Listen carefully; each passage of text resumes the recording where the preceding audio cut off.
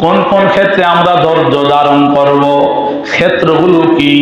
সবর তো আল্লাহ বলছে সবর করো, সবর করো, ফাসবির সাবরান জামিলা, যেমন সূরা মাআরিজে বলছে। আবার আরেক আয়াতে বলে ফাসবির কামা সাবারা উলুল আজমি মিনার রাসূল, আবার বলছে বলে রাব্বিকা ফাসবির। আবার সূরা আল ইমরানের শেষ আয়াতে বলে ইয়া আইয়ুহাল্লাযিনা আমানুসবিরু, শুধু সবর সবর সবর। এখন প্রশ্ন হলো হুজুর কিভাবে সবর করব, কোন কোন ক্ষেত্রে সবর করব? আমার আল্লাহ কোরআনে ডাকে বলে ইবাদত করার ক্ষেত্রে সবর করবা, ইবাদত করার ক্ষেত্রে সবর। এরপরে মুসিবতে পড়লে ধৈর্য ধারণের মাধ্যমে সবর। এরপরে গুনার সময় আসলে গুনাহ না কইরা সবর। আমি কি কথাটা বুঝতে পারছি? ইবাদত করার ক্ষেত্রে সবর। এখানে যদি এই টপিকের উপর আলোচনা করি ঘন্টার ঘন্টা চলে যাবে। ইবাদতের উপর সবর কেমনে? আচ্ছা আমি আপনাদেরকে একটা এক্সাম্পল দিয়ে বোঝাই। কোন কোন শীতে রাতের আধারে ফজরের সময় যখন শেষ রজনীতে মুয়াজ্জিন সাহেব সুবে সাদেক হয়ে গেলে সুবে সাদেকের পরে আল্লাহু আকবার বইলা আযান দে মাইক দিয়া, এরপরে বলে আসসালাতু খায়রুম মিনান নাওম। আর শীতরাও পড়ছে, এমন শীত, হাই হাই রে, একবারে বাথরুমায় কি শীত বলে না, মাঘমায়া শীত গ্রাম্য ভাষায় বলতে, এমন শীত কম্বল আর খেতা ডাবল কম্বল দিল মানে না, এমন সময়। আবার পানিটা বড় ঠান্ডা, গরম করার কোনো মাধ্যম নাই, চুলাও নাই, গরম হিটারও নাই, একবারে টিউবওয়েলও নাই, উপরে কিছু পানি, ঠান্ডা বরফ। সেই ঠান্ডা পানি দ্বারা উযু করাটা এটা কঠিন না সহজ? আমরা করতে হবে, সত্য কথা বলবেন। ঠান্ডা পানি দ্বারা উযু করা এটা সহজ না কঠিন? আল্লাহু আকবার। এই জন্য এরপরে উযুটা কইরা থরথর করে কাইপা এই মসজিদে আইসা জামাতের সাথে নামাজ পড়া এটা সহজ না কঠিন? অনেক কঠিন। কিন্তু আল্লাহর প্রেম আর ভালোবাসা যাদের ভিতরে আছে হাজার কঠিন উপেক্ষা করে সেখানে চলে আসে। ঠিক না বেঠিক? আমার আল্লাহ রাব্বুল আলামিন বলেন ইবাদতের ক্ষেত্রে সবর অবলম্বন করতে হবে রে বান্দা।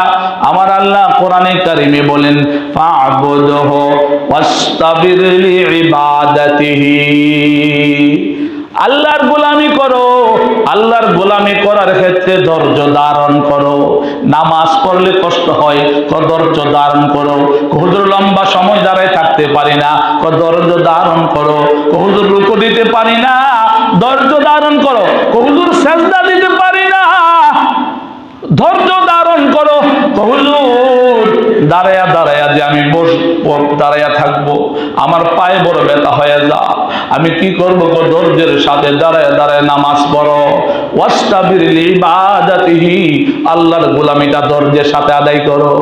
রমজান মাসের রোজা এমন একটা সময় চলে আসে 19 ঘন্টা উপবাস থাকতে হয়, খানা পিনা নাই। আবার কোন কোন রাষ্ট্র আছে সুইডেন, আর অনেক রাষ্ট্র আছে প্রায় 24 ঘন্টা, 23 ঘন্টা 23 ঘন্টা না খায় থাও লাগে, মানে সূর্য ডুবে না থাকে। আল্লাহু আকবার। হুজুর 1 ঘন্টার জন্য সূর্য একদিকে ডুবে আবার আরেকদিকে উঠে। আমার আল্লাহ রাব্বুল আলামিন বলেন ফাবুদহু ওয়াস্তাবির লিইবাদাতিহি, ইবাদত করো আল্লাহর, ইবাদত করার ক্ষেত্রে ধৈর্য ধারণ করো। রোজাটা রাখতে কষ্ট হয়, গ্যাস্ট্রিকের ব্যথা ধরছে, ধৈর্য ধারণ করো। হুজুর জিহ্বাটা শুকায় যাক, ধৈর্য ধারণ করো। যখন হাজিরা হজ করতে যায়, সাফা মারওয়া আছে, আপনারা জানেন যারা হজ করছেন, ইন্না সাফা ওয়াল মারওয়াতা মিন শাআইরিল্লাহ, সাফা মারওয়া আল্লাহর নিদর্শন। কন্যা সুবহানাল্লাহ। সাফা মারওয়াতে দৌড়াদৌড়ি করে, হাজি সাহেবরা ধরছে কিনা, দৌড়াদৌড়ি করে, সাফাতে মারওয়া, মারওয়াতে সাফা, সাফাতে মারওয়া, মারওয়াতে সাফা। আর সাই বাইনা সাফা ওয়াল মারওয়া, দৌড়াদৌড়ি করো। হুজুর অনেক কষ্ট লাগে। আবার চক্কর দেওয়া অনেক কষ্ট লাগে। রামি জিমা কঙ্কন নিক্ষেপ করা, শয়তান যদি হাতর মারে, এটা কষ্ট লাগে কিনা? হয় সব ইবাদত আল্লাহর জন্য করো, কষ্টের সাথে, ধৈর্যের সাথে। তাহলে 1 নাম্বার ইবাদত করতে হবে ধৈর্যের সাথে। ইবাদতের ক্ষেত্রে তুমি ধৈর্যের সাথে নামাজ পড়ো, রুকুগুলো আস্তে আস্তে করো, সেজদাগুলো আস্তে আস্তে করো, তাড়াতাড়ি না। তাড়াতাড়ি হালিবাইয়ের জন্য দরকার নাই, নামাজ পড়ো আস্তে আস্তে, ইনশাল্লাহ পারবো তো ইনশাল্লাহ। এরপরে বিপদের সময় ধৈর্য ধারণ করতে হবে, অভাবের সময় ধৈর্য ধারণ করতে হবে, মুসিবতের সময় ধৈর্য ধারণ করতে হবে, যুদ্ধের সময়, কঠিন সময়। ইসলাম ইসলামের মুজাহিদরা যুদ্ধ করতেছে কাফের বেঈমানদের বিরুদ্ধে, হক আর বাতিলের লড়াই চলতেছে। ধৈর্যের সাথে লড়াই করো, পলায়ন করার চেষ্টা করবা না। আমার আল্লাহ রাব্বুল আলামিন সূরা বাকারার 177 নম্বর আয়াত আল্লাহ বলে ওয়াসসাবিরিনা ফিল বাসাই ওয়াদ-দাররাই ওয়া হিনাল বাস উলাইকাল্লাযীনা সাদাকু ওয়া উলাইকা হুমুল মুত্তাকুন।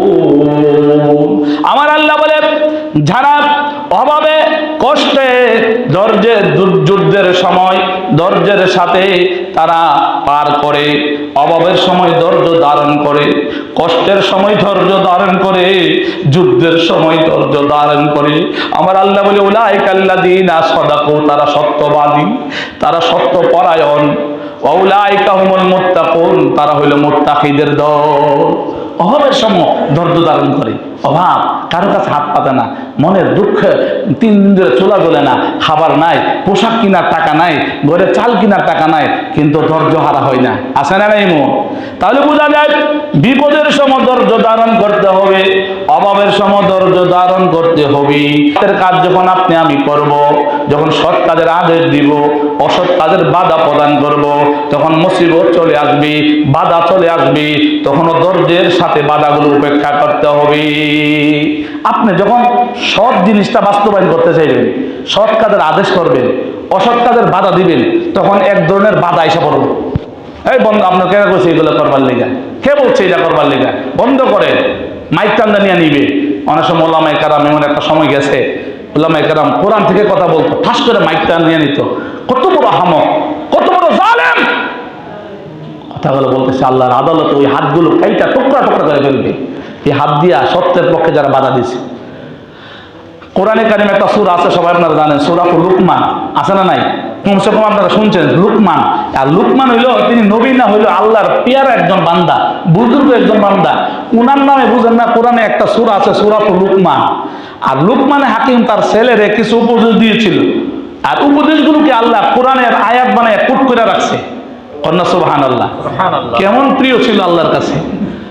সূরা লুকমানে হাকিম তার সন্তানকে ডেকে ডেকে বলে, আ বুনাইয়া আকিমিস সালাতা ওয়ামুর বিল মারুফ ওয়ানহা আনিল মুনকার ওয়াসবির আলা, ওয়াসবির, ওই যে সবরের কথা, ওয়াসবির আলা মা আসাবাক ইন্না যালিকা মিন আজমিল উমুর।